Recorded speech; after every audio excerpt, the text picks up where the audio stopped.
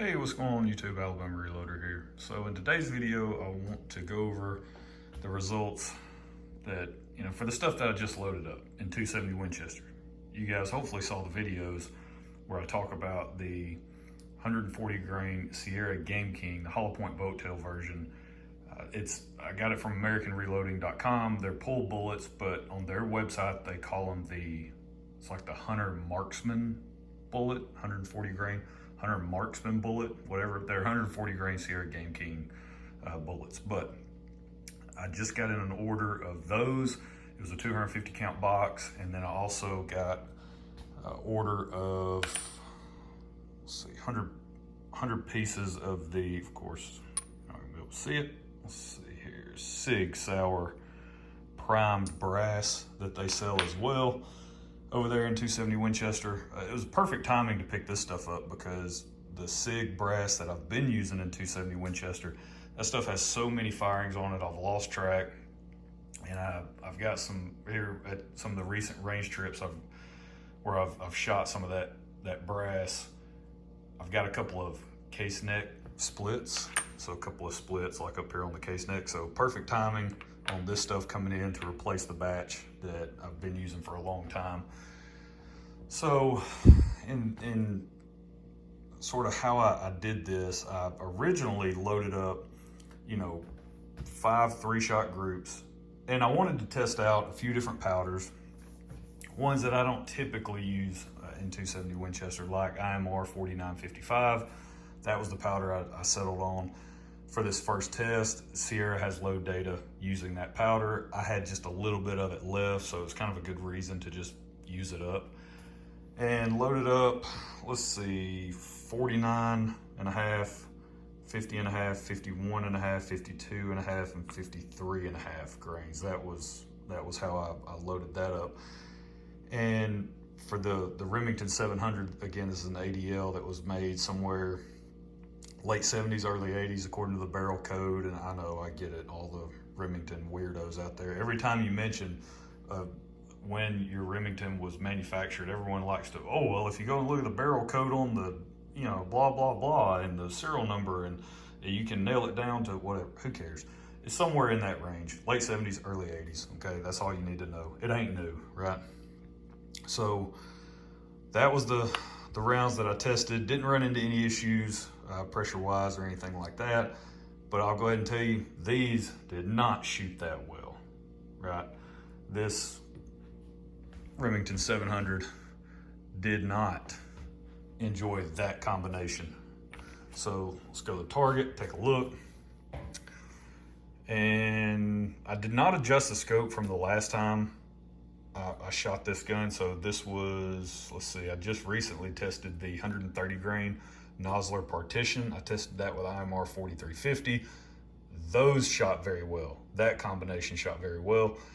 And then with Winchester 760, it did not shoot well, and it was a dumpster fire because I had hang fires left and right using Winchester 760, okay, and the 130 grain Nosler partition. So it was just garbage. Garbage on top of garbage. Well, moving on to this round of testing, it's a little bit more garbage, not as garbagey as the 760 testing, but kind of close.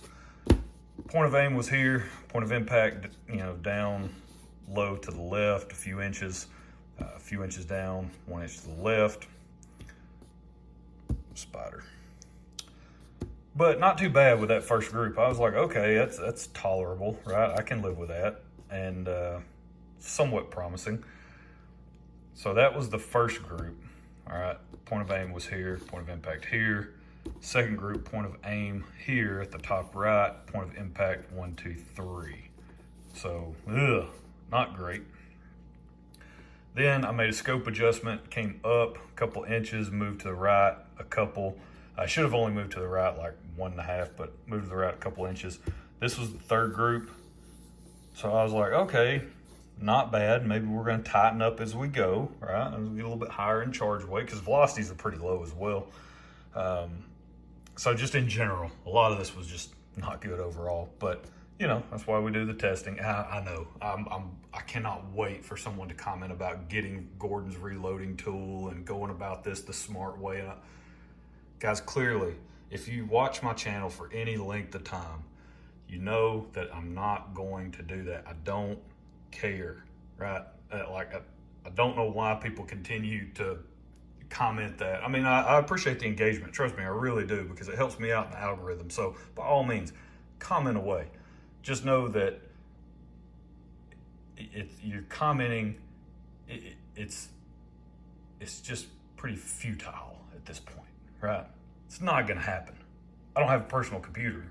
I'm not getting Gordon's reloading tool. I'm not doing it. Plus, on top of that, I'm not going to learn how to use it. I'm not doing it. So I just enjoy testing, period.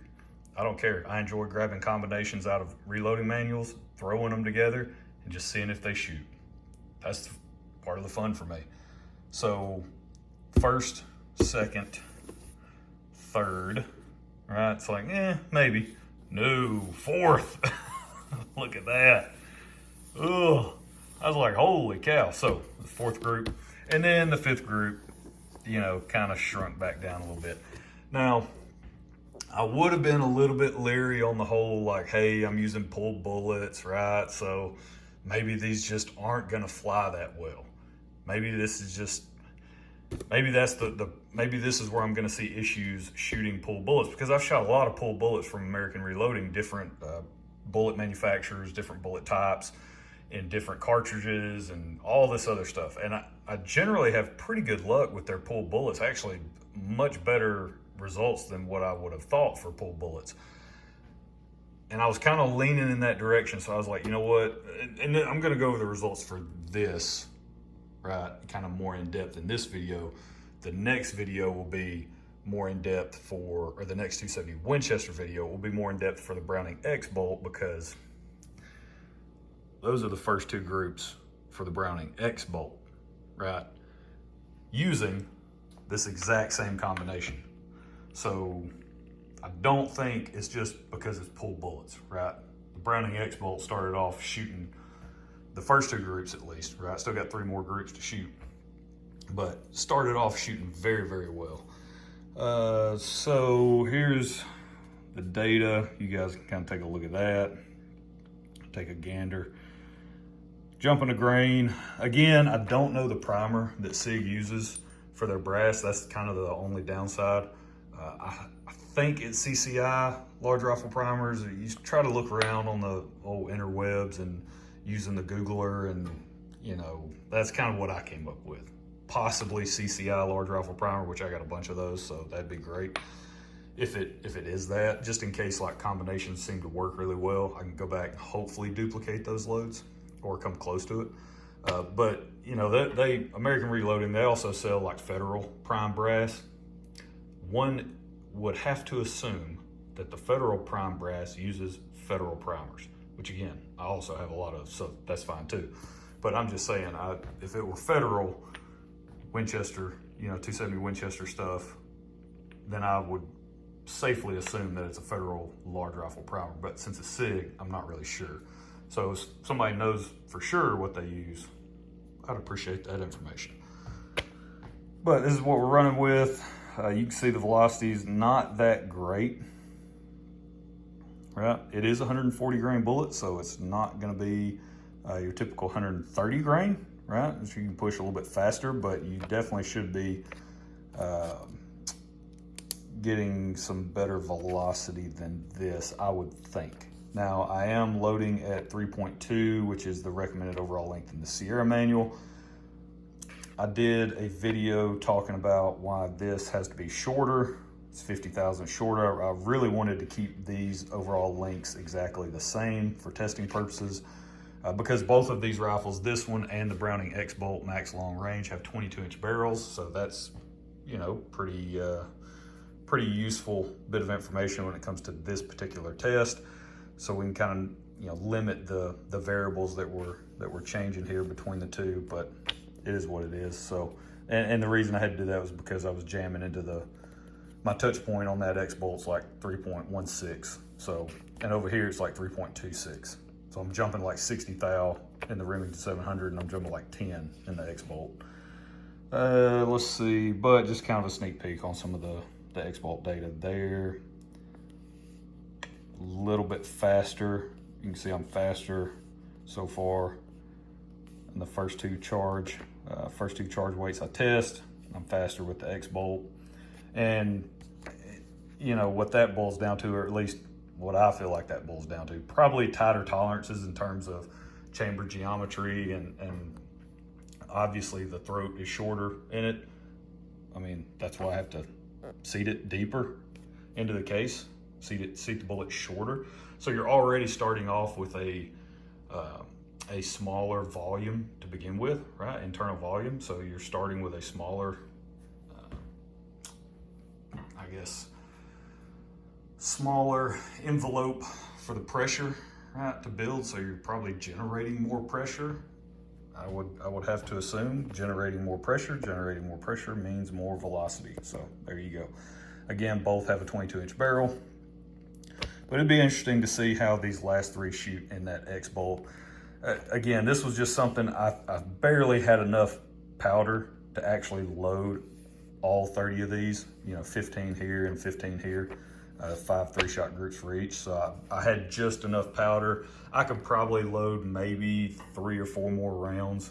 It's at that point, I'm just gonna probably chunk the powder. There's no point in loading it. Now, if this stuff came out of the gate and was shooting amazing, right, then maybe I would load up a few more. Whatever's left of the powder, I would just load them up and sit those off to the side and see if I could put one in a deer coming up during hunting season, but there's really no point. None of this shot well in the 700. Now, of course, so far, first two groups shot pretty good in the X-Bolt, but at those velocities, But I think that's it. Oh yeah, no pressure issues whatsoever on the brass. Not like what happened in 280 Ackley. So, spoiler alert. Got some interesting stuff to talk about in 280 Ackley. Let's see, I'll go over this target. This is with the X-Bolt, so I'll go over that in that video. But that's it. That's where we're gonna leave it. It kind of sums up this initial test. What I got coming up next, I'm gonna do IMR4955. That powder's in a very similar situation as 4955. I've got very little of that left, so I'll load up some of that and test in the Remington 700. I might test it in the X-Bolt as well. And then same thing with Reloader 19. Actual Reloader 19, I've got just very little of that left as well. So I wanted to pick a few powders that I could just kind of burn through that Sierra has load data for, but I don't really have enough of any of these powders to do actual load development. I just want to throw these combinations together and see how they do. But that's it. That's where I'm gonna leave it. Hope you guys enjoyed it. I'm thinking once I get through this stuff with this Remington 700, if none of this shoots really well, what I'll probably do is switch back to that IMR4955, right? Since it shot really, really well with the 130 grain partition, and just kind of test that powder and this bullet, the 140 grain Sierra GameKings. See how that does in this classic, put that in air quotes, classic rifle. So that's it. That's where we're going to leave it. Hope you guys have enjoyed it. Don't forget, go check out alabamareloader.com. We have a website now. And by we, I mean me. It's just me. I have a website. Go check it out. Some really cool stuff over there, like YouTube channels that I like to follow and watch their content. I kind of list some of that information over there. I try to make the website useful and helpful. Also, if you're interested in buying a hat, go check that out. Purchase a hat. A portion of that purchase comes back to the channel. It's just a way to support the channel from a monetary standpoint. Also, I have an affiliate link over there listed on the website with North Fork bullets. You're going to be seeing a lot more content related to those bullets coming out in the future. I actually picked up a box of the 130 grain, their bonded bullet, 130 grain in the 277 diameter. So we'll be messing with that in 270 Winchester. A lot of fun stuff coming down the line. So that's it. That's where we're going to leave it. Hope you guys enjoyed it. We'll catch you next time. Y'all have a good one.